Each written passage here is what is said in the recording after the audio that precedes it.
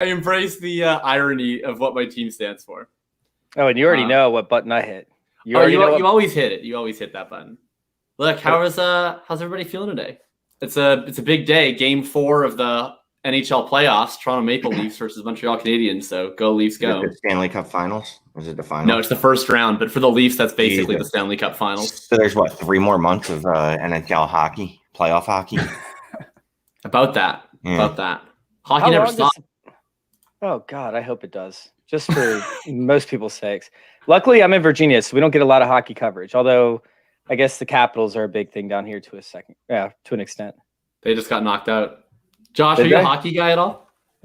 Not really. I mean, I'm in San Diego, so I don't really have a team. I go up to Ducks games occasionally. There you go. I catch probably 1 to 2 Ducks games a season because it's like an hour drive. But I'm not a big hockey guy. San Diego had a famous hockey team, and I forget who it was. I don't think they did. No, you're wrong. We currently have the San Diego Gulls. That's the minor league team of the Ducks. So if the San Diego Gulls qualify as a famous hockey team to you, Shane, I question exactly what you say when you say famous. If you're just starting now to question the things I say, I don't know what to tell you. I could have sworn there you go. The San Diego Mariners. Nope, that's not it. Yeah, that was it. The San Diego Mariners. They played in the WHL. Again, if you're considering the WHL is famous, WHL. Where do you think Wayne Gretzky played his first? He played for the Indianapolis Racers, I believe. Wait, is that the Women's Hockey League? No. WHL stand for? It was is World Hockey Association. Yeah, World Hockey Association. This is a crazy story. This is going to be our story before we go to the real show. Oh God! Here we legend go. has it. Freaking Mighty Ducks head coach over here from the new series on Disney tells a hockey story. Hope you all are ready. And real quick, Mighty Ducks, where were the Indiana? What were they? Indianapolis, Indiana. What is it? Indianapolis Racers. Yeah, Indianapolis right now. And what league did they play in?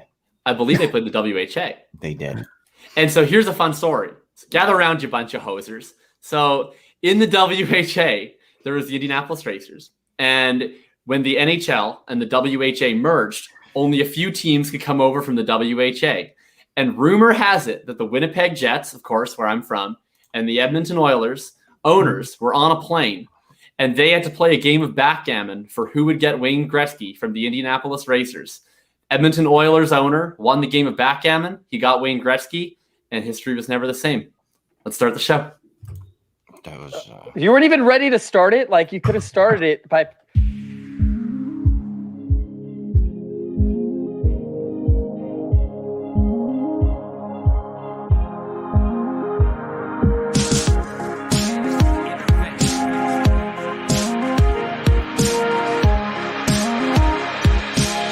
This is Fantasy Intervention.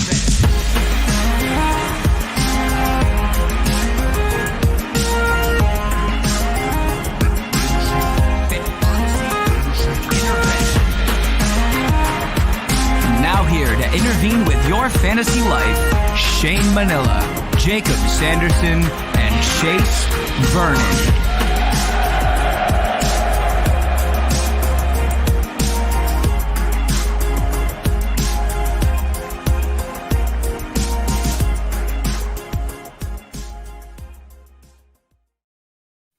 All right, no more fucking hockey tonight. That's enough of that. That was brutal. So Jesus brutal. Christ, we spent 2 minutes talking about it, and I looked at the time. I could have sworn live was going to say like an hour and 40 minutes, but nope, that was 4 minutes. I actually enjoyed the story, but thanks, Josh. You know, some of us are information seekers, and some of us are information deniers, and all of you, except for the Canadians who are probably watching hockey instead of my show, including all of my best friends who said maybe they'll catch up in the intermission, are with us here tonight for Dynasty Intervention. And it's a big day for me to have Josh Larky, J Lark, the code breaker, on the show with us today. Josh, how are you doing today? I'm doing pretty well. I'm excited to talk some Julio, talk some Pitts, whatever else we get to on the show sheet. So it's always a good day to talk some football. So thanks for having me. Absolutely. It's our pleasure. Shane, how are you doing? Well, good. No one's ever thanked us for coming on the show before.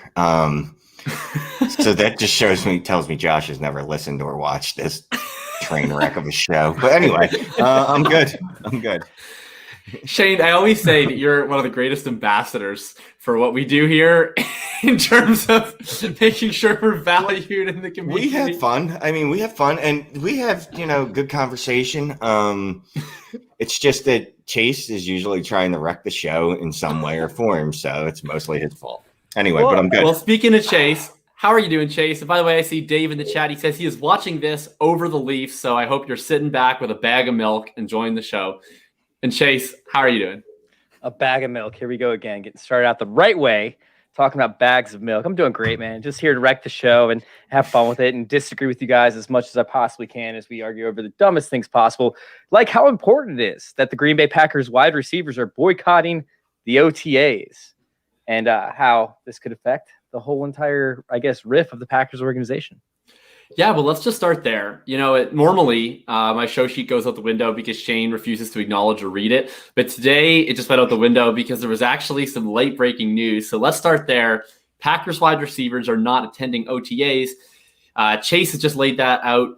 Chase, can you explain why you feel this matters? Is this affecting really how you're viewing Rodgers? Is it affecting how you're viewing the Packers in any meaningful way? Or while we're at it, I mean, just may as well share your opinions on what you think. What you would be doing if you have any Green Bay skill position players right now or Rodgers on your dynasty roster?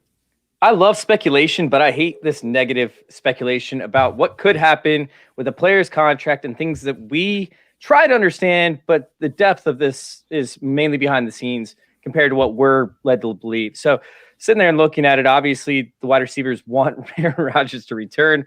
I don't know why they wouldn't. I believe the only one that did not show up was Amari Rodgers, I believe. So, I mean, obviously this was an organized thing. They show up every year from my understanding. And yeah, although it's unclear, it's pretty clear to me that they obviously are boycotting the Packers organization to get Rodgers back. It's going to be interesting. I'm very, very curious to see as to where this actually leads and see if it goes on for multiple weeks or if this is just a one-time thing. Maybe they were just getting ice cream together. Like maybe they were just, watching a movie. Maybe they got hungover last night. They just didn't feel like showing up. But I think this has a little bit further fantasy implications than that. Josh or Shane? I just wanted to jump in. Equinemius St. Brown needs to not be doing this shit because that dude is barely got a roster spot. Not be doing this shit? Do you mean playing in the NFL? Well, that and doing this, holding out of the OTAs in an organized sit-out, I think is going to help expedite that process or expedite that process, which it was going to happen anyway because it's trash. Same with Funchess. Yeah, I was about to say you're going to say that without saying Funchess. I forgot about Funchess. Like you didn't even play last year because of COVID. I think you just wanted to stay at home and get fat, to be honest with you, big fat monster. Hey, he's going to make a good tight end of the Giants in 2024. But here's my only problem with this. What is their ultimate endgame? Because this wasn't real thought out. Aaron Rodgers doesn't want to be in Green Bay. It's not that Green Bay doesn't want him. He wants to leave. Why does he want to leave Green Bay? Oh, didn't you watch the Kenny Mayne interview? Well, because his receivers aren't good enough, essentially, right? They don't believe in the philosophy of the organization. Wait. So are the wide receivers boycotting not being replaced? They're boycotting. No, this is next level stuff. That's what I'm saying. Packers wide receivers are boycotting so that they will be replaced with better wide receivers because they're really fans first, and they know Aaron Rodgers should retire as a Packer, and if they get him better receivers, then he'll retire as a Packer. That's all I got, Josh. Jane, I'm glad that you cracked the case. Josh, let's get you in here. Let's light a little bit of sanity on this. What do you make of this, and how are you approaching things if you have Rodgers or a Packers skill position player? I'm still just acting as if Rodgers will be there. I mean, none of us have perfect info on what's going on, but the way I interpreted what happened today is that at least in the minds of the receivers, they think this is influential in some form because, I mean, like these are valuable reps at practice, especially for Equinemius and Funchess and some of these like kind of fringe, like potential cut candidates.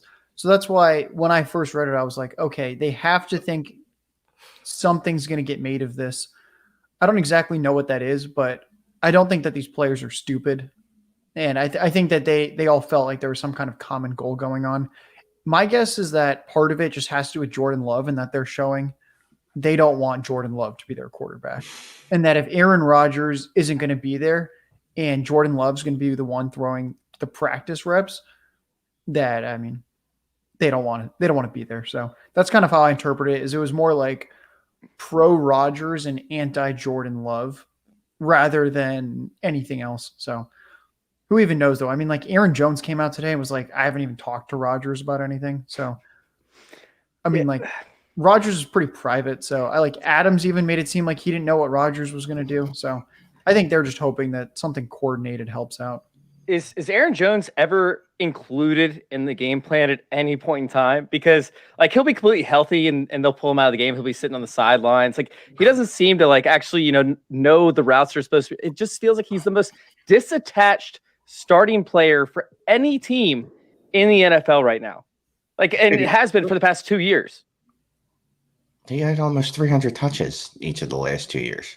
Yeah, but he still has this weird thing where they'll just sit him on the sidelines in the fourth quarter because they've already won. Like, no, the thing with Aaron Jones, if you're an Aaron Jones owner or manager, it's fantastic. You just have to not watch Packers games. Like I've rostered Aaron Jones in most of my leagues for 2 years running, and every time I watch the game, it's torturous because all I see is Jamal Williams. I look, I'm like, is that dreadlocks or is that a massive thick ponytail? Ponytail, we're done. Dreadlocks, we're rolling. And I see way too much ponytail. But when I just check the box score, it's tremendous. All I see, he scored another touchdown. Oh, he sees another touchdown. I don't have to see, Jamal Williams is out for the 2-minute drill. Oh, they're throwing to Tyler Ervin. I don't have to deal with it. I think it's fine. I mean, Aaron Jones, if they have Aaron Rodgers, is set up to crush this year because Jamal Williams, I mean, I don't know who's better necessarily between Jamal Williams and A.J. Dillon. I think Jamal Williams is actually a pretty underrated player. But A.J. Dillon is really only there to run the ball.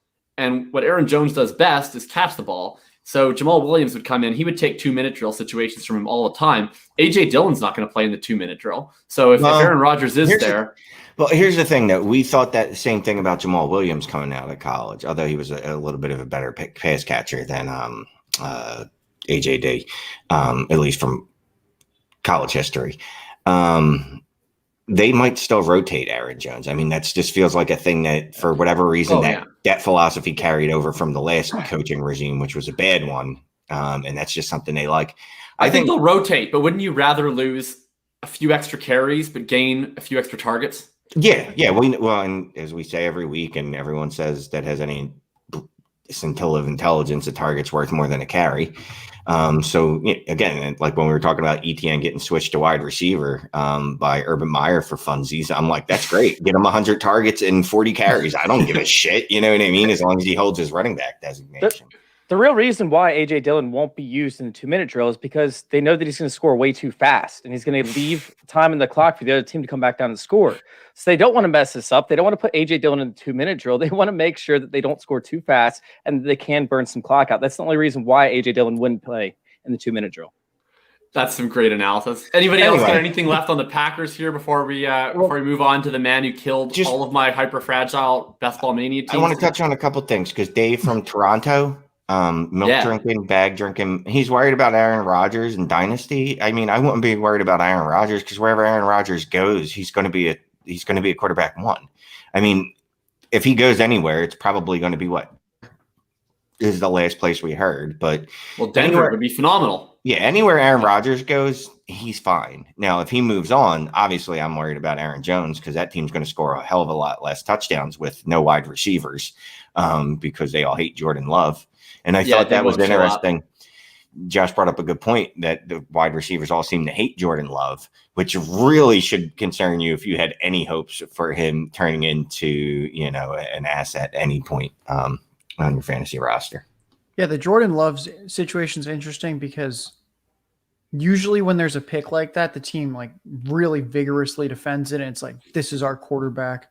We took this guy for a reason. Like Jalen Hurts, even when Wentz was starting, it was kind of like, you know what, we really like what we have with Hurts. He's going to see the field and he's a weapon. We don't know how we're going to use him exactly, but he's here and he's going to be getting snaps.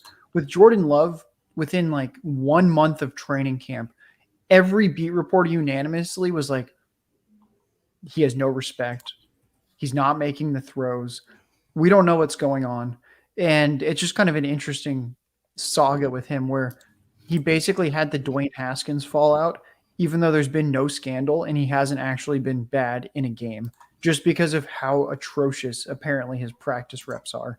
Right. So I think it's kind of interesting that like the team's basically 100% united. And at this point, it seems like even the coaches are kind of united that Jordan Love is not the guy. And that even though like they've said, oh, we love Jordan Love and like we're happy with him as our quarterback if needed. I forget. I think it was like someone said that to the media. Yeah, it was Gutekunst. He was like, he's got a long way to go, but we're really excited about his development, I think was the exact which quote. is an interesting thing to say if they're capping his reps and he looks horrible in practice. So yeah, and that has to be a big blow to Jordan Love and also a hit to his respectability around the NFL to other teams along with his trade value. Real quick, we do have a question from Facebook user. If you don't get Head avatar. You got to get verified, and then you can actually get it gone over to Facebook because Facebook is a dick. So how do you guys think this will be resolved? Y'all are the GM. What moves do y'all pull as GM to bring Rodgers back? I mean, at this point, I think that it's a lot more behind the scenes, like we've already brought up multiple times, and what we would know how to solve. But an interesting thing that I heard earlier today was Julio Jones for Jordan Love trade. You get Jordan Love behind Matt Ryan. Matt Ryan's contract's up in a year or two. A little bit sooner than Aaron Rodgers is. And then all of a sudden, Julio Jones and Devontae Adams, you can't, like, if you're Aaron Rodgers, you have to be like, okay, all right, I'm going back, right? Right? Yeah. Question mark? Yes. Yeah, that seems like a good way to do it. Also, if I was the GM, I wouldn't have drafted A.J. Dillon in the second round and then paid $48 million for running back. And I certainly wouldn't have drafted Josiah Deguara, who's a fullback in the third round after trading up for Jordan Love. But They did what they did, and I agree. Julio Jones, clear option. Guy needs a wide receiver. Wide receiver wants to be traded. Let's go. Yeah, and it sounds like just listening to Roger speak. It's more than that. He feels disrespected, right? And whether I disagree with him or not, which I do, and I think he's a crybaby, doesn't really matter. And even if I was the GM there, it wouldn't matter if I legitimately felt that he's just being a little bitch. I would have to go to him hand in hat and basically kiss his ass and do whatever it takes to get him to come back, because the plan that we tried to put in place of Jordan Love taking his job has gone horribly wrong. Like it's turned into a plane crash, and we need to abort right now. We need to go to Aaron Rodgers and beg forgiveness. Yes, we need to beg forgiveness. And then honestly, at this point, if he wanted me to Jetson Love just to cut the guy, I'd cut the guy, because I have a better chance of winning a Super Bowl with Aaron Rodgers over the next 2 seasons than I ever do with Jordan Love. Yeah, this kind of goes back to how so many of these franchises outside of like the dynasty that was the Patriots with Brady, you would think that when you have a superstar quarterback, that they're in the meetings with the coaches and GM at all times, just like the Russell Wilson situation, where why is he not in the draft room with you saying, if you don't take an offensive lineman in round 1 or round 2, I'm going to be frustrated. Why don't they have Aaron Rodgers in the room when they're figuring out who to cut, and they find out that he and Jake Kumaro are best friends, and that if he cuts him, he's going to be pissed. These are the kind of things that are so preventable. Same with the Jordan Love pick, where Aaron Rodgers goes, hey, I want to be here for a few more years, and I'm going to be pretty furious if you draft a quarterback in round 1. Then they wouldn't, like, there's just so many things like that where and they do it and don't even tell them, right? They've totally blindsided. Why are they so in the dark? You'd think it would all be if we saw 20 years of Brady and Belichick getting along just great overall, where Brady clearly is part of a lot of their draft plans and roster decisions. Why wouldn't other teams do that? You'd think they would just emulate them, but for some reason, the Packers, the Seahawks, there's so many teams that don't seem to, I don't know what it is, honestly. You would think it's just obvious that the face of your franchise and the best player gets to help make decisions. Just like with Mahomes. I mean, the Clyde Edwards-Helaire pick was pretty atrocious. Yeah. But if that's what they needed to do to be able to get Mahomes on a fairly team-friendly extension with how the money's actually being allocated, then like, fuck it. All right, we got a round 1 running back. We're not stoked about it, but you know what? Mahomes could have been way more expensive. He's super happy, and he's here to stay. So you would think other teams would do that. I don't know what's up, but it's just a total head scratcher with this Rodgers situation and how little he's been told every step of the way. Yeah, Dave from Toronto saying like LeBron in the NBA. Exactly. If you have to pay too much for Tristan Thompson, you pay too much for Tristan Thompson. You sign him. Mm-hmm. Let's quickly move along here. Just before we go to the next thing, Husker says, which side do you prefer, J.K. Dobbins or Joe Mixon in 22-second? Very limited analysis. Just give a side here. I'm going to just take Dobbins to start off just because while I like Mixon, to me, he was a great buy low earlier in the offseason. If it doesn't happen this year, it's probably never happening. So I would take the stability in J.K. Dobbins for the long term. Let's go quick to Josh, then Shane, then Chase. Dobbins. I mean, let's just say that both of them are an RB2 this year. Mixon has no more value after this season, most likely. And Dobbins probably kind of flatlines his value. So Dobbins, safer. And while I think Mixon will outscore him a little bit this year, the age difference and team situation, it's too much for me. Yeah. Anybody disagree? What Josh said. Yeah. I agree with you, but I don't know if J.K. Dobbins actually flatlines his value because of the fact I understand that he is getting a year older and he's getting closer to that age apex. The biggest thing that I'm looking at is the possibility. Mixon? No, Dobbins. Like I think that he could still increase his value after this year. Yeah. We sit there and we look at Gus Edwards actually walking from town. Like I just see his value still rising up. It's not going to spike or anything like that, but he could be viewed as a RB, like a high end RB1, potentially similar to what we've seen with Dalvin Cook or something along those lines, where it's a run heavy team and you could just see more opportunity. So I'm definitely going J.K. Dobbins side. All right, so that's 4 for Dobbins. Real quick here.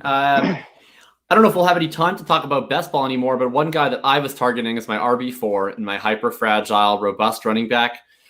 Instructions was Jeff Wilson, and those teams are dead. Jeff Wilson, an injury today. He's going to be out 4 to 6 months. This means that my Raheem Mostert cut prediction is certainly dead. Otherwise, what do you guys think? I'll give my thoughts at the end. Let's go to J-Lark first here. Josh, what are your takes on the San Francisco backfield now? Obviously, what's the biggest effect on Sermon, on Mostert, on anyone else? And we'll do a quick little roundtable on this and then go into the Julio stuff. So I just glanced at my phone. I have 20% exposure on underdog to Jeff Wilson. So I got 18%. That one really hurts. Yeah, I felt like he was just a really underrated value prior to this injury, just because he looked fantastic the past 2 years. And then last year, he actually got quite a bit of run. Mostert can't really stay healthy. And he's more of just a straight line runner. And I like that Jeff Wilson seems to be schemed touches more creatively than Mostert when he's out on the field. And I think that that's always good when a running back is getting a more interesting variety of touches rather than just having Mostert run out left or out right and then just hope that he can break a big one. So, yeah, I mean, this hurts. Still doesn't give us that much clarity, though, on the situation. Like, I redid my projections right before this, and, like, Sermon gets a boost, Mostert gets a boost, obviously, but, like, none of these guys necessarily, aside from, like, maybe Sermon, project as, like, a high workload kind of guy. Like, there's still Gallman. Elijah Mitchell's interesting. So I don't think it necessarily creates any big movers. I actually think this will kind of just inflate people like Mostert's price, which is good for me as someone who doesn't draft him. Probably inflates Sermon's price to something I'm not comfortable with. But, I mean, the loss of Wilson's tough. I thought he was an actually talented running back. Same. So, I mean, that one definitely hurts. But at least fortunately, he was getting taken like round 12 or round 11, something like that. So it's not like you're sinking like a 4th round pick into Jerick McKinnon when he tears his knee in back-to-back seasons. So it's tough. I agree with you, Josh. Shane, let's get your take on this quick. Anything different than from Josh's perspective? No, and I think, Josh is bringing up best ball, and that's probably going to hurt people there more than anything because you guys already drafted. Jeff Wilson's not a guy that, I in startups, it's the same thing. In startup dynasty drafts, no one drafted him before the 20th round. No one was shipping him off or trading for him, giving up a lot of capital. So it really doesn't affect you too badly in dynasty. I mean, it is good for Mostert, but I still think that's Trey Sermon's job. I still think that Shanahan wants I think he wants one lead back. He just hasn't been very good at finding a guy that can stay on the field and can carry the load. I don't know if Trey Sermon's that guy based off what we saw in college, but I think he's going to get every opportunity to show that. Chase, anything divergent from you? Yeah, actually something significant. I have 25% share of Mostert in best ball leagues because sitting there looking at it, he had the number one, thanks to Player Profiler, by the way, he had the number one breakaway run rate back in 2019. Look forward to 2020. And what's one thing that slowed Saquon Barkley prior to 2020? It was high ankle sprain, right? He had to deal with that. He was out for like 8 weeks. Then you sit there and you look at Alvin Kamara. He dealt with that. He did horribly for I think it was 7 out of the 8 weeks that he following the high ankle sprain. Mostert ends up getting a high ankle sprain not once but twice this past year. 2 separate injury reports. All of a sudden, he sees a regress in breakaway run rate. He sees a decline in his juke rate. Like, you're talking about a completely different player because of the high ankle sprain. It's like, what happened to people talking about these injuries? Well, guess what? COVID happened, and there were so many injuries this past year that people got completely just buried on the injury reports, and everybody stopped paying attention to some of these injuries that actually will matter moving forward versus the ones that don't matter, such as ACL tears and whatnot as of late. So Raheem Mostert is still one of the best plays in best ball, which we might have a chance to talk about later. And even if he's not, as long as he plays 10, 12 games for you, he's most likely going to be at least an RB2. Jeff Wilson, don't get me wrong, I like him, especially close to the goal line. He's one of my favorite red zone backs, but he's very touchdown dependent, or has been as of 2019. I think it was 2020 as well. I'm loving Raheem Mostert because he's going to get you yardage no matter what. He's going to get you points no matter what. I love him as a flex play. So my fear with Mostert, a couple things. One of them, yes, he has the high ankle sprain, similar to Saquon and Kamara, like you mentioned. The other thing, though, is this is a 190-pound running back who's 29 years old. So he was already kind of playing with fire with trying to avoid injuries at a frame that, quite frankly, we haven't really seen any running backs have sustained success, particularly at that age. And then also they traded up for Sermon. So generally, if they liked their running back so much, it's like with James Robinson. If they liked James Robinson so much, they wouldn't have taken a running back round 1. If they liked Mostert so much, they wouldn't have traded up for Sermon in round 3. So those are kind of my fears with Mostert. And then the other one is that, assuming Trey Lance starts a lot of these games, that's a mobile quarterback who's going to be taking rushing attempts. And that, sure, it's probably going to increase the efficiency of the running backs there, but the actual slice of the pie that we're already having to cut multiple ways could get smaller. So those are a few fears that I have as to why Mostert, assuming that his ADP is going to be in the double digits, which I think it is going to be. Well, it was already high. He was already going around 7. Yeah, it could be if it's 75, I mean that's something where you can just pivot and take a team's wide receiver 1. You can take Dallas Goedert, Hawkinson. Those are guys going around there where there's a much easier path to heavy volume in some form and leverage over the field at their position. So that's why I think still Mostert, unless he's going round 11, round 12, round 13 with traditional backups, it's still difficult for me to justify pushing that button. Well, Mostert also did out on a ton of weight, a ton of body mass after he was drafted and whatnot, because it was not working for him. His first, 4 or 5 years in the league, he was pretty much non-existent. So he actually put on 20 pounds of body weight, and he still ran I think it was a sub 4.5, I remember correctly. As of late, I want to say 2 years ago. So he still had the speed, but he added on 20 pounds. So now he's more physical, which also could be causing, his injuries, or, make his injuries more reoccurring or occurring more often. I don't know. To me, I'll give my take on the guy that matters the most for Dynasty first, right? That's Trey Sermon. That's the only guy who people are investing significant capital into. To me, it doesn't change anything for Sermon, because the way I looked at it is someone was going to have to leave, right? They weren't going to come into the season and dress 5 running backs. They weren't going to dress Sermon and Mitchell and Wilson and Mostert and Gallman. That's it was crazy town. So in my view, I thought Mostert was going to end up being cut. Now Wilson is injured. I assume that, I'm just sort of sliding Mostert into what I expected Wilson to be. I assume that Gallman now also makes the roster. And I think that, Mitchell, I talked him up. He was one of my favorite deep flyers. He's a guy that he suits the Shanahan scheme to me. Like, he's a guy who excels going in a straight line as a one cut back, and he's suitable in the pass game. And as Facebook user is saying, he's been impressed in camp so far to the reports. So I was already very into Elijah Mitchell as a round 4 pick in my draft cheat sheet on our site. He was one of the 2 guys that I highlighted attacking late in drafts in the 4th round. If you're still doing a rookie draft or you're doing a startup, I definitely recommend taking a flyer on Mitchell on your taxi squad. I think he's an upside choice. And as for Sermon, I think not a whole lot changes. The only thing that might change is the price. Like, if the price goes way up to the point where he's being consistently drafted, ahead of the Moores and Terrace Marshall and, even ahead of Bateman or Waddle or something, I'm just going to get really out on that price. But I do think, obviously, it's a good thing for Sermon. It's just, at the end of the day, like, if Trey Sermon couldn't beat out Jeff Wilson, then he wasn't going to be very good, right? I think Wilson's fine.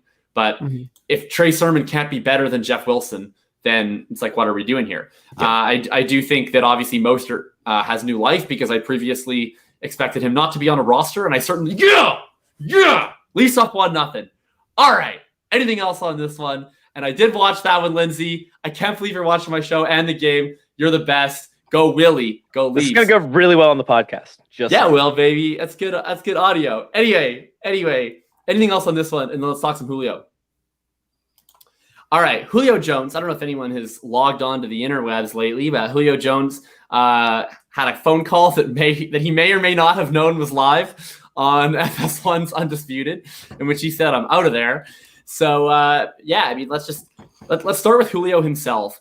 What do you think is a reasonable price? And you can, phrase this in terms of picks, startups, a player you trade that you would want to go for Julio. Is he more of a buy or more of a sell, in your opinion, in Dynasty? Let's start it with you again, Josh.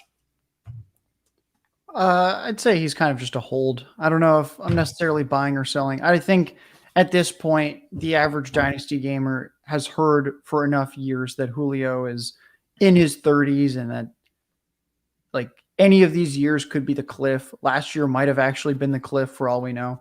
So I don't really think that you're necessarily like buying low, selling high. I don't think there's anything like that going on. I think everyone's just kind of cautious, because the issue is that Atlanta is a good spot for him for fantasy. It's a team that plays with decent pace. They're incredibly pass friendly. They have a terrible defense. So in my projections, the Falcons are like top 3 in the NFL next year in pass attempts, as they have been pretty much every season the last 5-6 years. So I think you just kind of hold him.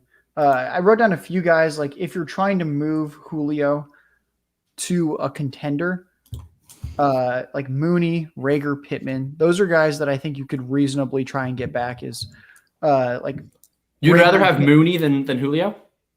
I think it's a fairly reasonable 1-for-1. Okay. I'd probably want a little bit more with Mooney, but there's no target competition in Chicago, and he did impress as a rookie. I know that he was a day 3 pick, but when you put up, like 650 receiving yards as a rookie, that means something. Also, them not drafting receivers in the NFL draft early is kind of it speaks to what they think they have in Mooney. So I think Mooney, as someone who impressed as a rookie with day 3 draft capital, and then Rager and Pittman, 2 guys that were drafted early and disappointed, I think those are guys that you could also consider grabbing if you're rebuilding and you want to dish off Julio.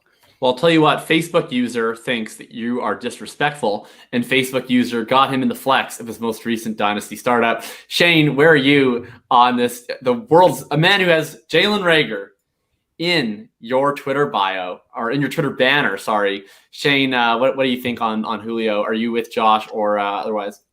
Yeah, and you know what, I should take Mooney, right? Because Mooney actually showed something on the field. He hit that 600-yard threshold that we want, where Rager was, we'll say, under it. He was under it by a couple hundred yards. He hit it by heart. I gotta be honest with you. I'm holding on to Julio until the season, till the points count, because again, no one's going to value him. Like a Facebook user there is talking about, he got him as his flex in his startup. I'm getting him in, Big wolf. yeah, I'm getting him in the 9th, 10th round of startups too. You know what I mean?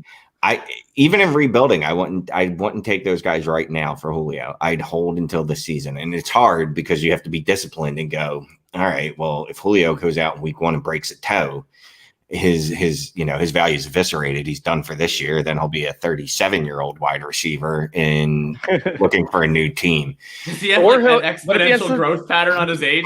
Once they start getting over 30, they start gaining 5 years. Again, I'm using the metric scale, so it's different.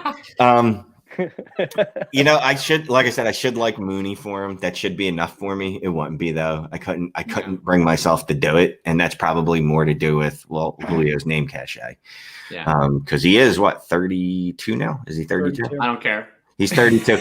Well, so I care. He's 30 old. I don't care. I don't care about 28 through 31 because we've seen elite seasons from wide receivers. That's actually when they're in their prime.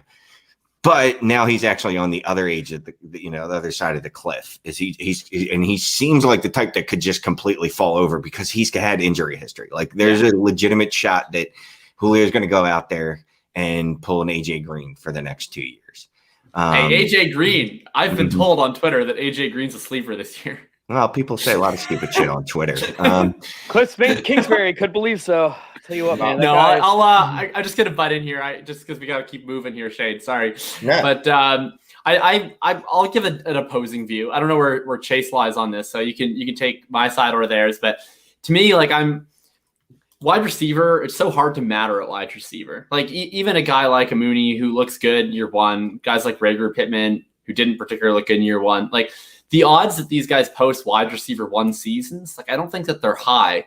To me personally, like I do think if Julio is healthy, and that's a massive if, but I think if Julio's healthy this year and he lands in at least a decent spot, I think he has a pretty solid chance of posting a wide receiver 1 season.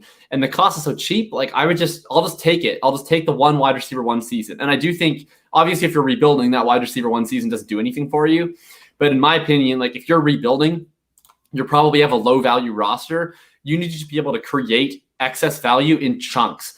And I just think if you do hold Julio and you get that wide receiver 1 season, you're going to get more at the trade deadline than you can get now. Because if he's the wide receiver 9 overall after 6 weeks, and maybe he does break a toe and he combusts, but if he doesn't pull a Plaxico Burress and his toes stay on his feet, then I think we're looking at a guy who some dumbass might give you a 1st-round pick at the deadline, right? I bet Chase would. Chase, what do you think? I'm the opposite. Well, so wait, you just stole my whole take. I said wait until the season. Then you came on like oh, I was going to you were going to make some grand pronouncement, and then you just said do what Shane said.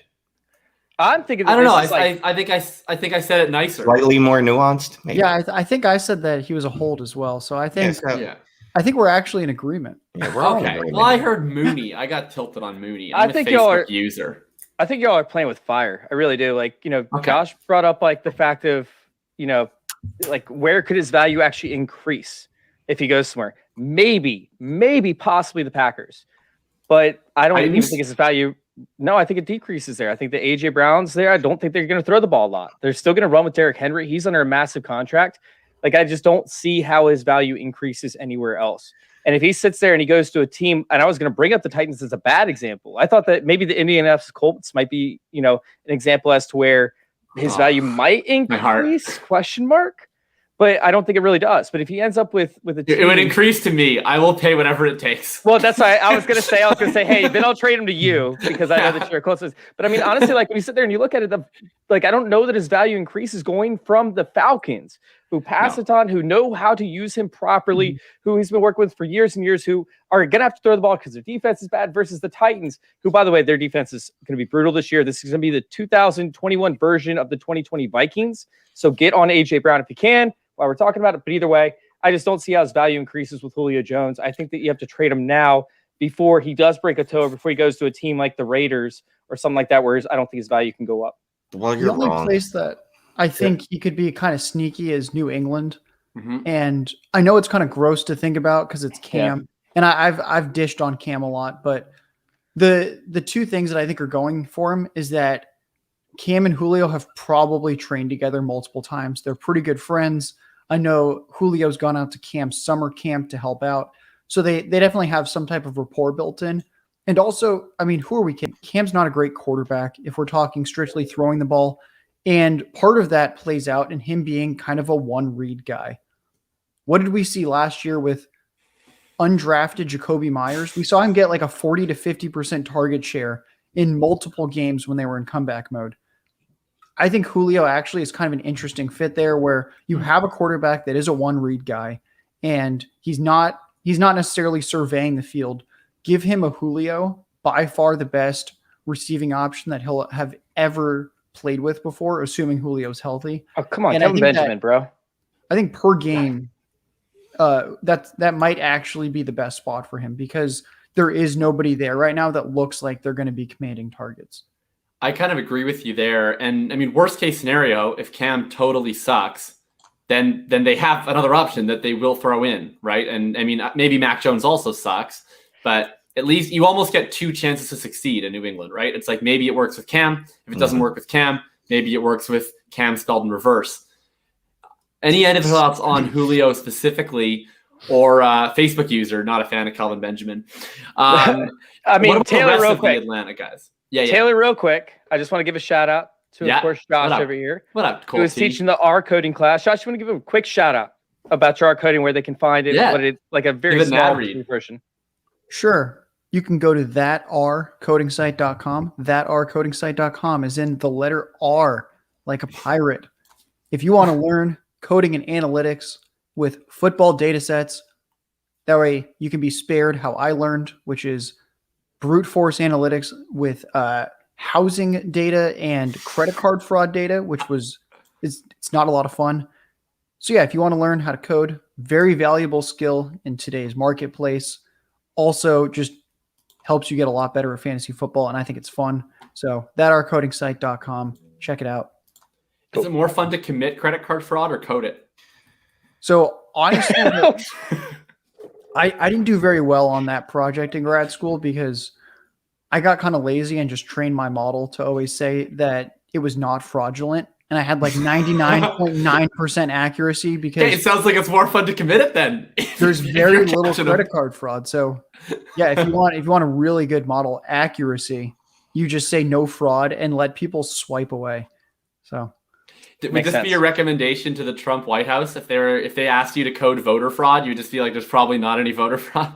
yeah, I would just say we're gonna have 99.99% accuracy every time we say no fraud.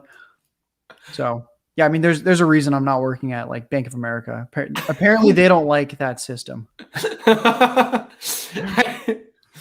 All right, Look, great transition. Don't go into chasing fraud. outliers in fantasy football. Don't go chasing outliers in credit card fraud. What do you guys think of the rest of these guys in Atlanta? So Calvin Ridley, I mean, unless anyone has anything crazy to say about Calvin Ridley, I think he was probably going to be a wide receiver one without Julio. He's probably going to be a wide receiver one if Julio was to stay. He's really good. Does anyone have a particular take on the rest of these guys, non-Pitts category? Because we're going to talk about Pitts right after. So if among the Gages, the Zacchaeuses, the Hayden Hursts, anyone else? Yeah, Let's jump out of you. Is there anyone that you would actually give an asset for, like a third round pick? super disrespectful not to even have Gage listed as an option. I have when Gage. He would say, well, you have it not on the show sheet though. You did not have it on the show sheet, and Russell Gage was like, I "Fuck you." apologize. Oh my God! You second- like Shane checked the show sheet and you did not have it. I love this. Well, I love this. My personal apologies to Russell Gage for leaving him off the show sheet. I am very sorry. Because he's a big fan. He'll hit me up later. But I mean, the guy had 106 targets last year, right? No That blows Julio my there. mind. I know that is incredible. That and AJ Green, like that and AJ Green having over 100 targets are like two things I don't know that actually happened, even though they did. I'll give up a third rounder. Definitely give up a third rounder for Russell Gage, and mostly because I play in leagues that start at least 10. So when you do that, a wide receiver 4 or 5, you're like, I could actually use that guy, because as much as I love upside, I can't have every player being, Will Fuller, Marquise Brown, and Deshaun Jackson. I have to have at least one guy in there that's going to get me 9 points. And I think Russell Gage can do that. He can get me 9 points. My one worry with Gage is that for some reason he didn't seem to get more targeted when Julio wasn't on the field. Yeah. So that's the one fear with him, is that it was like Zacchaeus and Christian Blake, and I mean it could be another random guy that pops up. I don't quite know exactly what it was, but that's the one red flag for me. I would give up a third as well, though, like Shane said. I mean, you take that risk just because there's the potential for massive target volume with a good quarterback. But I think that's the kind of the flag where talent does matter at a certain point. And I don't think Gage is particularly he didn't have anything of a profile. He's just a guy. So that's my. I just want to note on your point there, because there was a thing last year, and this could be totally narrative driven. I don't know. Like we've had this limited sample of the non-Julio games, but I just remember there was beat reporters in Atlanta that were saying that essentially Atlanta had structured their receivers such that sort of each wide receiver had a direct backup, and that it was sort of Gage had the slot role and Powell was his backup, and Zacchaeus was the Julio backup, and Blake was the Ridley backup. And whether there's anything to this, I don't know. But I can say that I very anecdotally, and this is what we want to do on the show, is just quote anecdotes over anything that actually, affects predictions, is I once started Russell Gage 2 years ago in the fantasy championship or fantasy semifinal game on, I think it was a Thanksgiving night against New Orleans. And I remember thinking Julio was out or Ridley was out. One of them was out. And I was like, we're in the money. And this Christian Blake dude kept popping up. And then sometime, and I was getting very mad. I didn't know that Christian Blake was a person. I was at a meeting and I kept checking my phone and I kept seeing C. Blake caught the pass. And I was like, is that how Ridley's spelled now? Blake? But no, I don't know. I think Gage, like for a third, I mean, the thing is the guy you draft for the third is probably going to suck.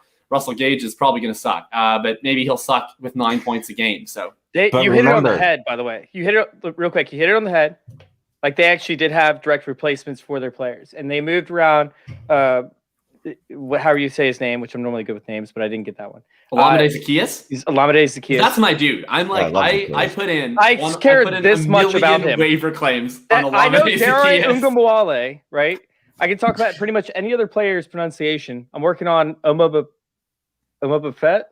I don't even know. Waba Fett. Right, Bobo Fett. I'm not even sure what player you're talking about. That is that's a Star Wars character. Yes, Boba him. Fett. That's what I'm talking about. I'm working on him. But I mean, honestly, like that's how little I care about Zacchaeus, is because I don't think he's ever going to be an asset in this offense. But I do think that Russell Gage could end up carving himself out somewhat of a role more than what he did. But they pretty much operate all the receivers out of their set positions.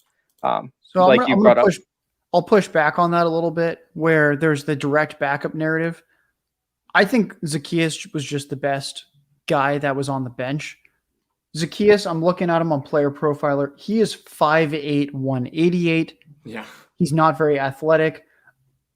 Is he really the direct backup to 6'3", 210? Like, yeah, he's the backup, because if you put Julio in front of him, you'll never see Zacchaeus. Yeah. So that's why I think that he was just the most dynamic guy. He was a pretty good special teamer in college. So I think this was someone that's above average, potentially with the ball in his hands, that they wanted to feed. I don't really think this is not a guy that's actually going to be running Julio's route tree or winning the way that Julio does. So I think he was just the best next man up. So I think they just said the direct backup stuff to be funny, honestly. I mean, I will say this for Gage. So I don't know, like whether the direct backup stuff is a thing. For a certain portion of the time, early last year and the previous year, whenever one of the top two is out, Gage's snap share was pretty much just the same, to the extent that he was playing in the slot and he was playing his snaps. And obviously he'd see more targets because, if the outside receiver you're competing with is Christian Blake or Olamide Zacchaeus instead of Julio Jones, you're probably going to end up being the read more often. But after the bye week, it was a complete shift. After the bye week, the games that Julio wasn't playing, Gage, instead of being, in the low 60s in snaps, he was seeing 80, 88, 78, 89, 91, 85. So I think something happened over the bye week where, I don't know whether they ever had the direct backup. If they didn't, I don't know. But they certainly decided we're going to put Russell Gage on the field more later on in the year. Mm-hmm. Is there anything else on this? Otherwise, there's, of course, one guy I want to talk about, Hayden Hurst. So if Kyle Pitts, is there a scenario where Hayden Hurst is viable? Because I took him in round 18 on Underdog. And I think I'm kind of into Hurst because if you put Pitts out, like I think there's a very reasonable possibility they play Pitts at outside receiver, right? Like Russell Gage has been a slot guy forever. Olamide Zaccheaus, Josh just talked about, like he's not exactly an alpha. Christian Blake, he's a fake name that you use when you go into witness protection program. So like, what if they put Kyle Pitts out at the other outside receiver spot and they start running Hayden Hurst all the time and he's playing full snaps at tight end? Can we make him a thing again?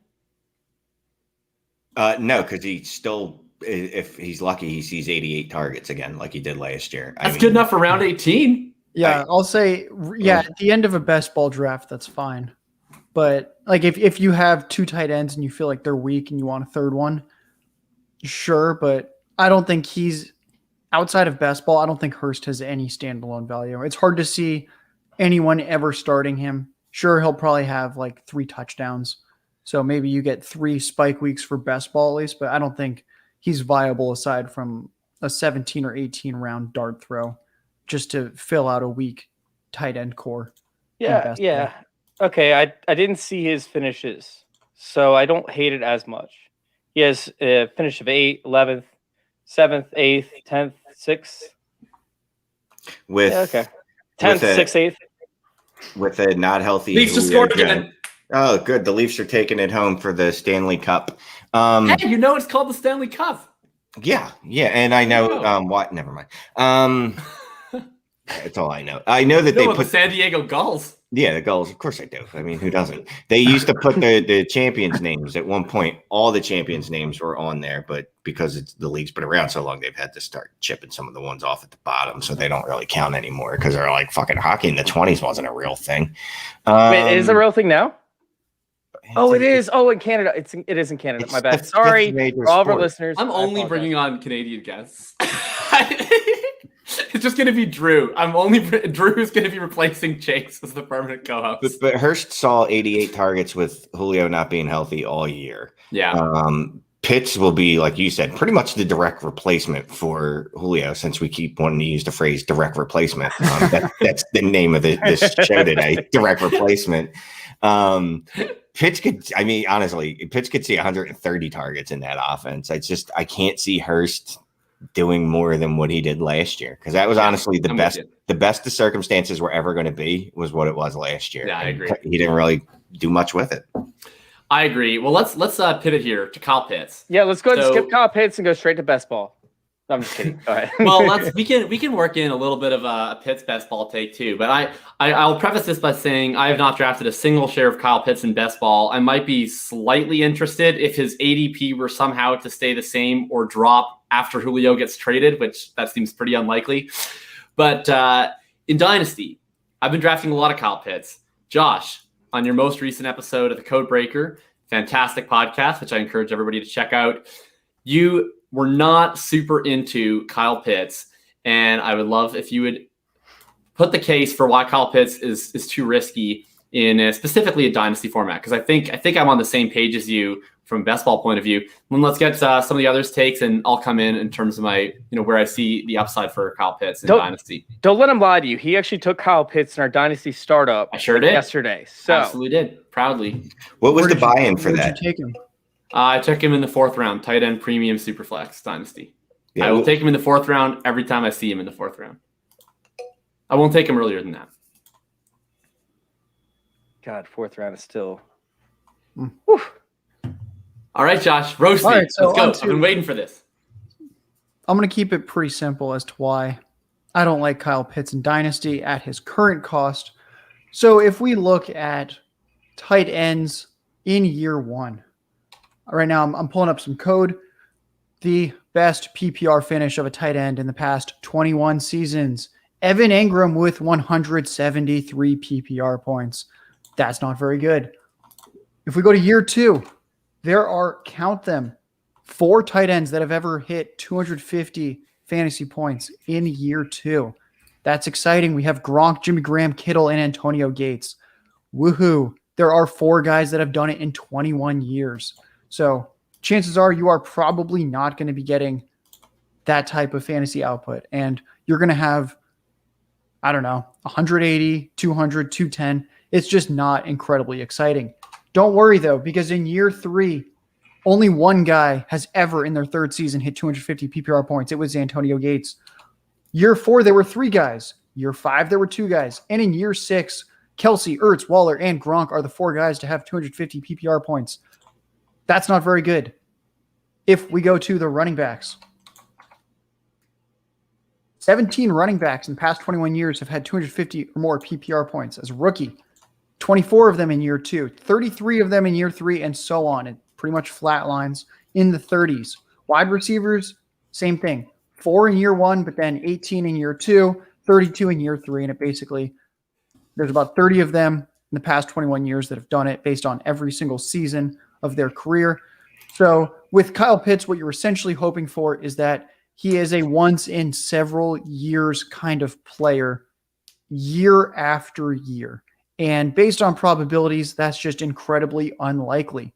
The only 2 guys I could really think of where you're maybe excited with what you paid for Kyle Pitts is if it's Tony Gonzalez, who happened 25, 30 years ago, or Travis Kelce. But the thing is, you can't spot these tight end breakouts historically. Kelce, 3rd round pick. Jimmy Graham, 3rd round pick. Gates, undrafted. Waller, former wide receiver taken round 6. Kittle, round 5. The most recent round 1 guys, Noah Fant and TJ Hawkinson. Fant in particular is very comparable athletically to Pitts. However, I actually kind of like Fant's build better. He's a lot higher BMI than Pitts, which I don't know why people don't talk about at all, but Pitts is going to need to put on weight if he plays any traditional tight end. At 6'6", 245, he's very skinny. Then we have David Njoku, OJ Howard. These are first-round tight ends that were athletic and busted. Jeremy Shockey, another round 1 tight end, who kind of gave you tight end 1 numbers year after year, but they weren't particularly exciting, kind of 800 yards a season. So really, it is just you're hoping for a Kelce or a Tony Gonzalez, and it's basically a crapshoot with the other guys in terms of where they were drafted, what their prospect profile looked like. The only things that Pitts has in common for him, or that has going for him, is yes, I guess it's good that he has round 1 draft capital, and it's good that he's athletic. So those are my fears with Pitts, and it just seems like what you're doing is you're investing high draft capital into the position that for the past 21 years, no one's been able to predict. So sorry if you hear that siren. I think something's going on in my neighborhood. Anyway. You're good, though? You're not under immediate threat? So you're essentially just trying to thread the needle too much. I would rather grab at a similar spot to where Pitts is going, if not later, Travis Etienne. Grab the running back. We know running backs hit when they're taken round 1, especially when they have receiving ability like Etienne does. Why are you not just grabbing that guy? I understand the positional advantage of Kelsey's really good. However, even if you look at like value over stream metrics, Kelsey isn't any better than these top running backs and top receivers. So it's not even like if you get a Kelsey, you are suddenly breaking fantasy. You just could have also had a top end RB who hit at a way higher rate. So that's why for me, I don't hate Kyle Pitts. The ADP in redraft and dynasty is too much for me at a position that to this point, no one's been able to predict. So that's why I am out at his current draft slot. I want to put it in perspective. There were some lottery tickets that came out, right, for my neighborhood local place. And it was like 1 out of every 10 was a winner, but you had to pay $100 for it. If you hit, it was a winner for $1,500 or more. But the chance of you hitting was pretty much low as hell, like because they had, I think it's actually 1 out of every 20. But either way, like you're still end up, losing money, like, long term, and you're going to keep on investing, but you're going to keep on losing money. And to sit there and to invest in a guy like that when you could have like an Irv Smith Jr. later, you could have an Adam Troutman later, where, hey, there's probably, there's less risk. You might not have as much upside, but at least you get a stable person in the position. Meanwhile, you get a guaranteed production or close to it as you can get at a very valuable position. You might as well go there first. Look, okay, we're not going to be comparing Kyle Pitts, who was drafted 4th overall in the NFL draft and played at Florida and put up, I believe, almost 100 yards a game at 20 years old, started the season at 19 years old, with Adam Troutman, who played at, I believe it was Dayton Like they're the college that's known for hosting the first 4 games of the NCAA basketball tournament. I can't get on board with that. Trevor runs a 4.82. Kyle Pitts runs a 4.44 and adjusted to 4.49. Adjusted value. Adjusted Sure. value of where you're getting them is a huge play in this. But here's the thing. Here's why I'm pro Pitts, and we'll get. And I know most of the underworld, of course, with Josh and Matt and Nate leading the charge. I think the sole Kyle Pitts defender that I'm aware of in the Mount Rushmore of the underworld right now is Ryan Lopes, who I will certainly aim to get on the show at some point in the summer to help link arms in Kyle Pitts' defense. Here's my best case for Pitts on this. So everything that Josh laid out is a legitimate reason to be fearful of a tight end, and specifically of a really highly drafted tight end coming into the league, of why they will bust. It is also a great reason, and Lindsay said this in the chat, why, if Kyle Pitts hits, it will be such a massive advantage. Tight end is bad. If you go over the last 4 years, tight end 1 has averaged between 16 and 20 fantasy points per game. The tight end 6, the 6th best tight end, right? If you have this person, theoretically, you're in the upper half of your league at tight end, has been averaging just 11, 12, 1 year 13.7, and then 10.9 fantasy points per game. That's nothing. That's less than your RB24 is averaging in points per game. So if you're able to get someone who is in that upper end, your value over stream is going to be very, very large. Now, of course, if you look at this, the running back position, RB24, which is essentially your baseline running back, right? We're looking at about 13 to 12 fantasy points per game. Then RB12, your back end RB1, looking just a little bit above that, between 14, 15, 16 fantasy points per game, all the way up to your RB1 overall, where you're up in the 25 plus fantasy points per game. If Travis Etienne is going to be the RB1 overall, then, obviously he's going to be worth more than Kyle Pitts, for sure. But to say that that's particularly likely is also not true, right? Like we can't sit here and say it's very unlikely that Kyle Pitts is going to be the tight end 1, but it's exceedingly likely that Travis Etienne is going to be the RB1 overall. If you look at the last 10 years of running backs drafted in the first round, and I love Etienne, like I have Travis Etienne on more of my teams than Kyle Pitts. I have him on more of my teams than literally any rookie in this class. But if you look at the running backs, 15 running backs over the last, I believe it's 9 or 10 years in my database, drafted in the first round up until this year. For sure, most of them hit. You have 79% top 12. Same for top 24. However, you only see about a handful of those guys actually give you that top 5 season that's giving you that elite value over stream. Do I think Kyle Pitts has a higher than 30 to 35% chance of reaching that top end of value over stream? Yes, I do think so. I don't think that we can look at all of these tight ends as equal. We've never seen a tight end drafted as highly as Kyle Pitts ever, literally ever. The athleticism metrics are off the charts. The only guys that I think are really comparable in terms of players that are actually drafted as legitimate starting options in the NFL at tight end, like you're looking at Mike Gesicki, Noah Fant, Vernon Davis. The only one who got that kind of draft capital, Fant, of course, round 1 pick. I still think he's really good. But the NFL didn't say you're the best ever. The NFL drafted him, I believe it was 20th overall. Vernon Davis, 6th overall, probably played a little bit before his time.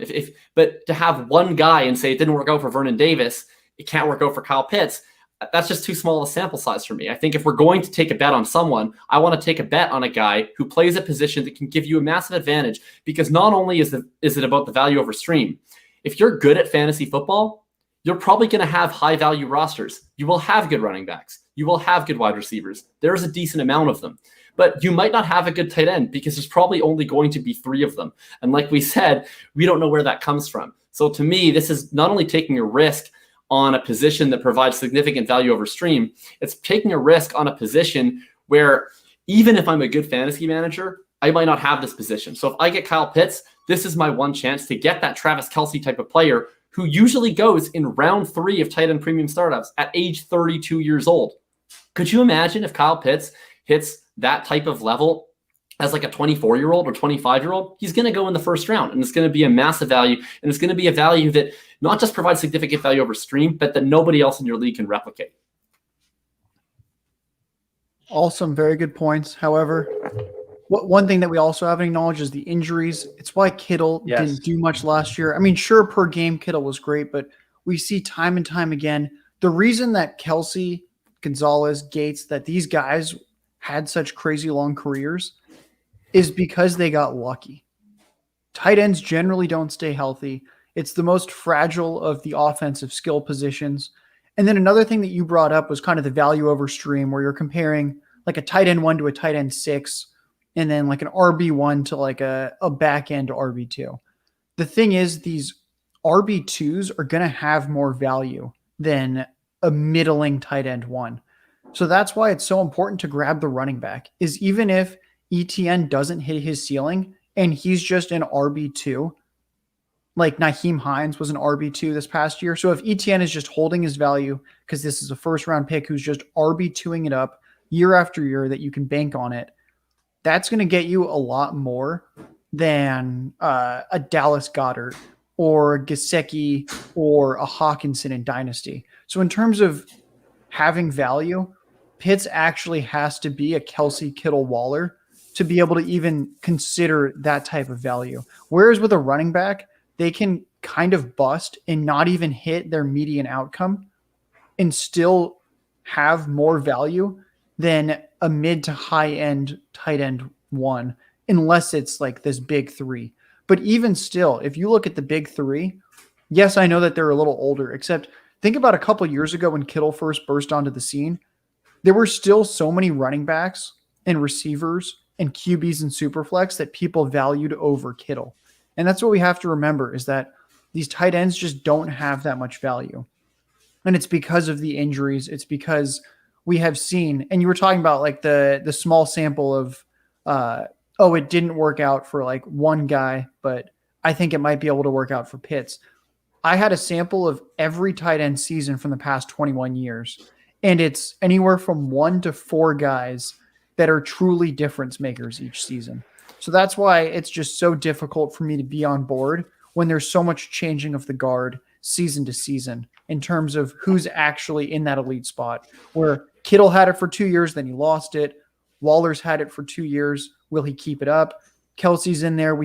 Some of us, myself included, were like, maybe Andrews is ascending after he sort of broke out 2 years ago. We were wrong. Andrews' value cratered. And that's just kind of what happens, is that these guys come and go, and we really just can't predict it. But if we look at history, we know that there's very few of them.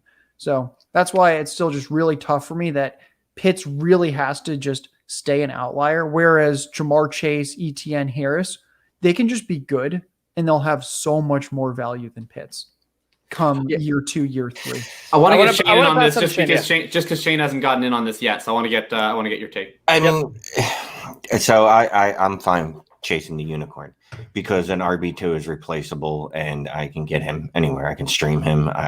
David Montgomery is just who I'm thinking of when we're talking about like returning value. Like David Montgomery was a running back 1 last year, and you couldn't trade him for one of the top 3 running backs. You'd get laughed at. People would throw things at you. So I understand the range of outcomes for Kyle Pitts it could be very bad. Like, as if he's Dallas Goedert, we did not do what we wanted with him. Like, we're not drafting a guy at 102, 103, 104 in a Superflex draft, rookie draft, hoping that he turns into Dallas Goedert. Like, no, it's probably bad process. I don't care with Kyle Pitts because I'm willing to take the chance there just because of the positional advantage. If he hits, and again, it might be a low range there, it might not be the surest of things, but if he hits, if I have Travis Kelce now, scoring like Travis Kelce now, I'm not even thinking about the next 6 years, but over the next 2 to 3 years, just the trade value I would get for him would be insane. Now, again, I'm banking on him hitting, but I'm also banking on most of the rookies that I draft in the first round on hitting, even though I know 50% of them won't. So when I compare his ceiling to Travis Etienne's ceiling, like Jakob was doing, I love Travis Etienne. I don't see him ever being the running back 1 in fantasy football, not unless a lot of people die next year from COVID. I'm just saying, it's just a lot of running backs. Those jokes about Jacksonville running backs, Shane. Oh, geez, yeah, sorry, my bad, Paul Armstead. Yeah, but just because the ceiling for the 2, I'm sorry. And then, obviously Jamar Chase is a different kind of beast because I think Jamar Chase could be a wide receiver. I'm taking Chase over Pitts for the record. Yeah.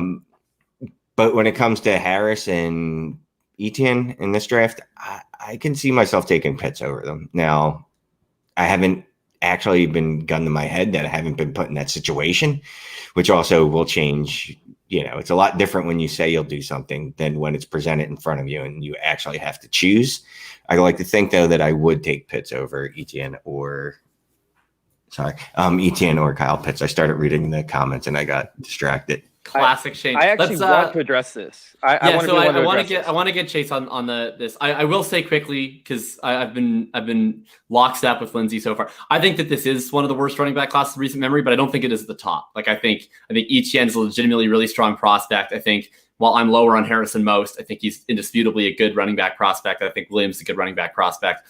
I'm not betting on any of them to be the RB1 overall, but I don't know. I can't think of the last running back, maybe Saquon, that I would bet on being the RB1 overall. Chase, what do you think on this subject? And on the question that you wanted to, on the comment that you wanted to comment on. Also, why the fuck did you just take Adam Troutman in round 9 of our draft? Because I had to, because I got snaked with Hawkinson and then Irv Smith Jr. I was pissed. Yeah, so by the way, TJ Hawkinson, who went ahead of Josh Jacobs in our startup. So, just the thing. So that's Chase falling into the classic trap of, it's a tight end premium. So now I just have to. That is not my excuse. No, that is not my excuse. No, but that's one of my guys. You didn't want to say that. You didn't want to say it out loud, but that's what it is. Okay. It's a tight end premium. I don't care about tight end premium. I didn't even know it was tight end premium when we started the draft. I don't care about tight end premium. You're the commissioner. I know. I literally started it in 5 minutes after I set it up. All right. So here's my down the rabbit hole. Here we go. Sitting there and looking at it, right? Joe Mixon. This guy is what kind of value to you all? I mean, pretty much non-existent, but yet he's a starting running back in the NFL. He's extremely existent. I'm trading for him in every league that I could pretty much for the last 3 months. I feel sorry. I would love to have Joe Mixon on my team. Joe Mixon, who's been injured for 2 of the past 4 years. Well, 3 out of the past 4 years, considering he missed, 2 games in his rookie and sophomore campaign. And then last year, he obviously lost his foot somewhere. It just was not working out for Joe Mixon. Honestly, if he doesn't do it this year, he is pretty much gone out of this world. He still went above in our startup draft. Kittle, Pitts, Waller, Hawkinson, everybody except for Travis Kelce, which he went 2 spots after. This is just telling you the emphasis that teams have on running back when it comes to fantasy football. I mean, sitting there and looking at it, Etienne went in the first round. Joe Mixon did not go in the first round. We're sitting there and talking about it. I think that's for some different reasons. It doesn't matter. It does not matter. He still did not go in the first round, and he can't stay healthy, and yet his value has still held into his 5th year. We're going to his 5th year, right? Of his NFL career. Yeah, 5th, actually. Wow. 5th year of his NFL career. Jesus. And a running back is still going in the late 3rd round of a draft above every other tight end not named Kelce. This is insane. Tight ends, if they end up having some sort of value or seasons that don't end up equating to Travis Kelce seasons, they end up dropping down to Josh's point. The variance and the volatility of the tight end position is real, and it scares people away. Some people get excited, but at the same time, with the injury-prone nature that tight ends see because of the physical contact they get involved with, I mean, Kyle Pitts, if he doesn't put on running backs don't get injured. What? Not as much. It doesn't matter. It doesn't matter even if they did. Running backs still hold more value than tight ends do. It depends on the running back. Joe Mixon does because we all had a hard on him for in college, and we want to show how progressive we are by continuing to fucking draft him. But I just cited David Montgomery was a running back 1 last year. You could not trade that guy for a top 6 tight end right now. I won a league because he went ahead of every tight end that wasn't Darren Waller, Kyle Pitts, George Kittle, and Travis Kelce. I won a dynasty league last year because someone refused to trade me Dallas Goedert for David Montgomery, and that's the sole reason why David I was Montgomery's able to win. not good. But so what I will say though is the one other thing that was brought up was the value over stream. So at Player Profiler, we actually calculate that, and Kelce, as we all know, had the most historic tight end season ever. Absolute beast. And as we all know, the running back position last year was decimated. We lost Saquon. We lost McCaffrey. There were not a lot of high performers. So Kelce must have been the highest value over stream guy last year then, right? No. He was the 9th highest value over stream player in the NFL last year. Derrick Henry was actually number 6, so he was 3 spots above Kelce, and Henry finished as the RB3.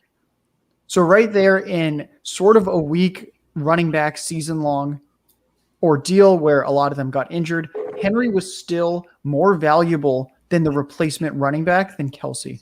So that just goes to show that even the most historic tight end season ever, it was only number 9 for value over replacement. Wasn't Zach Ertz like had the most historic season ever 2-3 years ago? Zach Well, Ertz? too. Did he?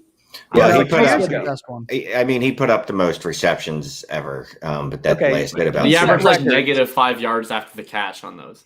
He set records either way, and he still ended up. What is he? I think he's older or younger than Travis Kelce is, isn't he? Who? Zach Ertz? Yeah, Yeah, yeah, he's like a year younger. Yeah, so you're sitting there and you're looking just insane volatility of the position. Here's the trump card. What if Kyle Pitts never plays tight end? Like this is my take. Is like if I was just scouting wide receivers, Kyle Pitts is my wide receiver 2 in this class behind Jamar Chase. What if he's just playing X receiver in the NFL with tight end eligibility for the next 10 years, getting 150 targets? I see that too. See that's kind of where I've been with him. Because that's my assumption. To be honest. I'm Like, I think assuming that's he's going to very get plausible. He's going to get wide receiver 1 volume, but he's going to be a tight end, and that designation is going to feel so good. And I don't think his hand will ever touch the dirt. Does he lose his will tight end stay a tight eligibility? end, though? I mean, we Sorry? saw Taysom Hill already where services are willing week to week to change eligibility. I'm not sure if 100% of the time that he's lined up at X, if he's going to stay a tight end. Well, see, So Robert Tonyan still has wide receiver eligibility. Well, that's Sleeper, and Sleeper does some strange things. love They'll Sleeper. follow what the NFL does and what the team does. The team's going to label him a tight end because they get to pay him less. And I'm sure they'll go to the coaches and be like, "Look, 25% of the time, I don't care. He needs to be in line. He's not going to block. They're going to be like, put his in hand in the dirt on the 2-point convert. I don't care if we call timeout, it counts. You know what I mean? Or it's a running play, but we're going to do it. And don't tell him not to actually block. You're gonna run to the other Don't side block. though. That's what they're going to do. On QB Neal, they'll put his hand in the dirt. Yeah. No, but okay, what if that's the case? Like to me, that's the case where like now things are broken, right? Like what if you have Julio Jones, but he gets a TE beside his He's name? not Julio Jones. He's a 6'5" receiver. Like I heard that he was Calvin Johnson in the beginning of the. he is Calvin Johnson. So is Chase Claypool. Okay, so what if he's Mike Evans? Like, let's say that. What if he's Mike Evans with tight end eligibility? He's not I going to think maintain that's tight end more eligibility. plausible. So then he's basically Travis Kelce. Which would be great if he was Travis Kelce. I mean, you just mentioned there was only 3 running backs with more value over stream than Travis Kelce. If you had Travis Kelce, and that's the 4th most, right? But well, you said then he's Travis Kelce. So in that scenario, and he's going to be 23, and you can have Travis Kelce and lop 9 years off. That wouldn't be incredibly enticing to you. But that just shows that the most outlier of outlier tight end seasons in a year where everyone was getting injured, Kelce still was only the 9th most special player in terms of value over stream. So that's my big issue, is that overall we're seeing more and more of these pretty athletic tight ends that are being used primarily in the receiving game. So you have to expect that, and the data has shown that over time, the tight ends are actually getting more receiving yards overall. Mm-hmm. So we have a position that the low end of it is being boosted, and that even still the high end, Travis Kelce had 105 catches, 1,416 yards, and 11 touchdowns. That's just filthy. And he still it was like, oh, you know what? Would have rather had Derrick Henry. So that's why it's just really hard for me to get on board with a guy where even his ceiling outcome is going to be getting bested by some running backs, some receivers, and potentially some quarterbacks too. Like what happened with like Lamar 2 years ago. Like we just haven't seen a tight end actually be that crazy value over stream. And that we always talk like, oh, the positional advantage with Kelce. It's just not as high as people think. And that we have him made out as like this total unicorn when Kelce's really just like a high-end RB1 type in terms of like the positional advantage. So, But it's like a RB1 that you have for a decade, as opposed to an RB1 that you have for 4 seasons if we're lucky. Although in the second, it'll be interesting to see how true that is with these guys getting second contracts. So, couldn't you say guys the ready same for with my tight end, real? though? I'm sorry. No, actually, Couldn't you no. say that tight ends don't have long careers, though? It's basically just That's actually not The really- elite ones. I mean, Travis Kelce's been the tight end 5 years in a row? So, all right, let me go ahead and actually lay down my opinion on things instead of just throwing in Sure. tidbits. Okay. Sorry, I'm going bits, to pieces put here and there. myself on mute. No. You guys are good. I just haven't actually given my side. I've just been, being the devil's advocate to each argument. So I ended up writing an article last year where tight ends, they don't typically produce in their rookie year, right? Tight ends being young, they never produce. That's like the whole thing outside of Ditka, right? Evan Ingram. Oh, Mike Ditka. So Jeremy Shockey. the funny part is like when we sit there and we look at Evan Ingram's stats versus Mike Ditka's, like I think Evan Ingram had the second best, or was it Shockey had the second best tight end season of all time? Because Ingram, right? Shockey. Number Shockey 2. did. He The still ended man. up having 8 touchdowns less than Ditka did. Like that's crazy to me. And if you convert Get that out, Bears. ticket into 2000 numbers, that's actually 33 touchdowns he would have scored. That sounds with about right. inflation. That sounds Yeah. about right. And But that's not even counting all the value you get from Ditka as a GM, trading an entire draft for Ricky Williams. so second and third years actually tend to be the tight end's best years. When I charted second year, third year, and fifth year were actually the only ones who had more than 20 tight ends break 136 points in NFL history. That would make them the tight end 1 in 2019. I did this report last year.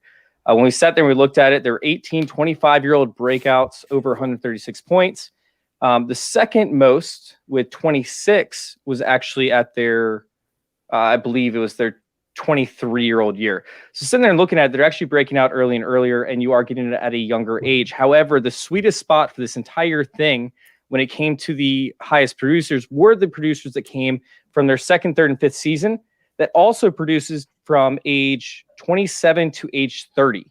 And those were the guys that really ended up not only just breaking out, but also could take the next step. So the people that could produce, or the players that could produce in their second, third, and fifth seasons ended up also producing the elite ones, their highest recorded points while they were 27, 28, and 30 years old.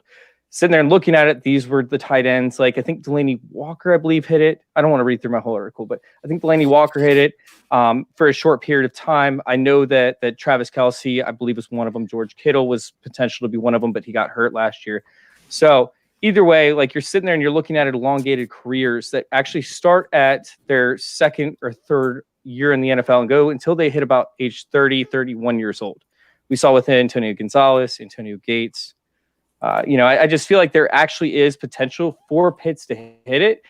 And I'm the guy that actually spent like $1,000 at that lottery store that I was talking about to try and win that 1,500 just because I wanted to end up returning it. And I did hit it a lot of times. Now you just ruined your argument. Friends with the buddy that did it. No, my whole argument was actually this is who I'm on side with. I'm trying to defend Kyle Pitts and the dude who's playing the Powerball. It's like whatever, dude. People win. Don't you see the news? People win the Powerball. Jason's like out here at OTB. Why are we playing fantasy football? Why are we playing fantasy football? To pay for law school. I know it's to win money every once in a while. It's also to have a good time with it, and I'm all in having a good time with Kyle Pitts. Get him on my team. Let's go. Josh, you're the guest. I'll give you the last word, and then we got to get out of here because we're closing on an hour and a half, and I'm going to go enjoy the third period of this hockey game. Sure. So everyone runs out the best case situation with Kyle Pitts because better prospect profile than Kelce, Gonzalez, etc. Yet, for some reason, no one does the same thing with ETN and LaDainian Tomlinson.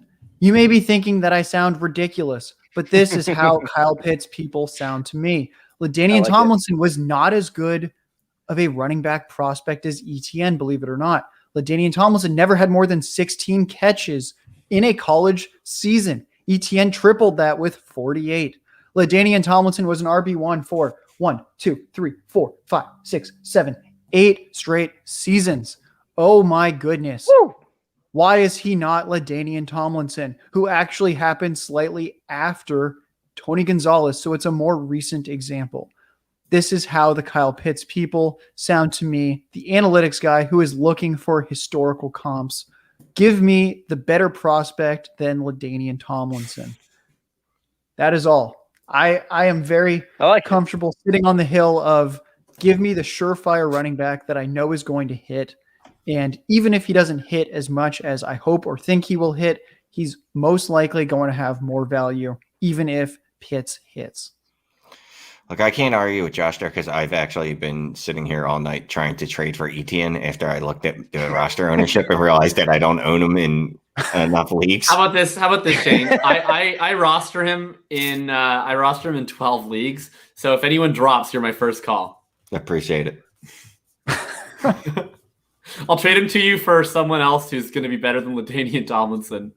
You can Christian McCaffrey. You could trade me him for him. All right, Josh, where can we find you? Thanks a ton for joining us, and thank you for the beautiful closing words. I imagine that the Kyle Pitts debate is probably not going to be ended this evening, and will continue to rage on through the season and I don't know, the decade, the century. So where can we find you so that if Kyle Pitts is a tight end or is the tight end one this year, everyone who's viewing this show can make sure to troll you on Twitter? Perfect. You can find me on Twitter at JLarkyTweets. And a lot of my content will be coming out very soon. The Player Profiler World Famous Draft Kit is dropping this Thursday because apparently my boss is competitive and wants to get it out before every other draft kit. So we are making that final push. And if you want to see my full projections for every single player, that's going to be in there. We have team insights and trends, hundreds of paragraphs. I actually edited that and read through them this past weekend. Our writers were incredible. I learned so much and already felt more prepared as I was doing my final projection edits after reading that. So get the draft kit. It's going to be incredible money spent if you're lazy and just want some really good analysis spoon-fed to you and some nice ranking. So be on the lookout for that. That's awesome. Thanks, Josh. Shane, where can we find you? At Shane is the worst. Why do you always act surprised? This is the same question I ask you every Tuesday. I don't know. I assume if anyone's You're watching, like, Shane is the worst. I don't know. I write for DLF. There you go. Well, why don't you just say that then? Be like, oh, you can find Shane at Shane is the worst. Like, you have a better speaking find voice him at than the me. grocery store. No, I don't. You have such a great speaking voice. Like people tune in to hear the Shane Grizzle. Anyway, at Shane is the worst. I write for DLF. Also do Manic and Chill on the DLF YouTubes, and then Dynasty Trades HQ for like 7 years running now. But that's it. Look at that. You have a lot more longevity than either an RB1 or a tight end one. True story. Shane's got all the longevity over there. Oh yeah, he's a long man. Chase, where can we find you? Oh yeah, you guys ready? All right, youtube.com/fantasy intervention. Once again, that's youtube.com/fantasy intervention. You can find us also on Facebook, facebook.com/fantasy intervention. Go check out if you're our a Facebook group. user. Well, I mean, they obviously are, yeah, Facebook users, right? And they're probably tuning in through, of course, fantasy football discussion on Facebook. So go check that group out, fantasy football discussion on Facebook. You guys can go check us out on Twitter at @joinourcircle_. Once again, that's joinourcircle_. You guys can go find me on Twitter at @FF_intervention. Just one more time, FF_intervention. And then, of course, fantasyintervention.com, where we have articles dropping. I have a 7-part series speaking about the quarterback position, how it's undervalued, especially in dynasty leagues coming up. People are still getting used to us looking at quarterbacks as if they're 5-year, prospects as a quarterback one, how volatile it is. It's not as volatile as y'all think. Go check out our articles, fantasyintervention.com. Once again, thank you guys for entertaining us and for being a part of the group chat. We really appreciate it. Over to you, Jakob Sanderson. Shane always acts surprised. You always read it like it's a pharmaceutical ad. Like I got a lot to say. You want me to take that long to say all those things? We're gonna be here forever. And of course, it's hard to talk about erectile dysfunction. So go to fantasyintervention.com. Once again, that's fantasyintervention.com. Side effects might be drafting quarterbacks too early in your fantasy drafts. Fantasyintervention.com. I was slam packed today, and I think my article actually dropped today for Player Profiler, playerprofiler.com. Yeah, I shared that. The DJs. Yeah, we did DJ Chark versus DJ Moore. And it's kind of funny because obviously DJ Moore is the clear, winner in this. He's 100% better. But when you sit there and you actually put a little M. Night Shyamalan twist on it, and you actually think about the values of players, I think that it's actually extremely competitive with Trevor Lawrence coming to town. I think it's extremely competitive. So go check that out, playerprofiler.com. Once I again, have them that's projected fairly similarly, actually. You made me look. Oh, Obviously, I have more above Chark, but it's closer than I hoped it would be. it's a good I had to drop DJ Moore in my rankings after. Oh no, projections. Josh. I So was that sitting there and I was like, That's tough. I don't Your favorite actually- player. I don't Yeah. have. I love DJ Moore. It was a heartbreaker. When I start to write articles, Codebreaker. I don't actually figure out like which side I like more up until I start to write it. I have a question in my head. I do the research. I type my research out, and then I put it in article form, and then I come to the conclusion afterwards. So I have no idea which one is going to be, the winner essentially in some of my articles. I like to actually kind of learn as I'm doing it, because if I have that question, a lot of other people probably do. So, I'm not sitting there trying to create a one-sided argument for one side or the other. Like, I'm sitting there and actually giving you guys my genuine take on things. So it's an interesting piece. We appreciate your objectivity and all the cures that you're peddling for erectile dysfunction. Oh, do you want to read it again? I can do it again. No, guys thank you. can find I us. have hockey to watch. Anyway, I'm Jacob. You can find me on FF_RTDB. Don't worry, I don't tweet about hockey. If you want to Thank hear God. hockey tweets, you can go to my regular account at Jakob Sanderson. Otherwise, it's only football. You can find my work on Dynasty Intervention. You can find some stuff on Player Profiler. You can find me here every Tuesday. You can find me on Fridays on the Full Tilt Dynasty podcast with Thomas Tipple and Big Billy FF, William Milestone. We'll have an episode coming up this week with Coach Bruce talking about wide receivers. And that's all for now. As always, thank you, everyone, for sticking with us for another real long episode of Dynasty Intervention. Thank you, Josh. I've wanted you to come on the show for a long time, so I appreciate that. And, while Kyle Bitts may bring us apart, I'm glad that you could come here and bring the show together. So thanks a lot to Josh. Thanks a lot to everybody. Thanks, Shane. Thanks, Chase. And go Leafs, go. We'll see you. Have a good one, everybody. That was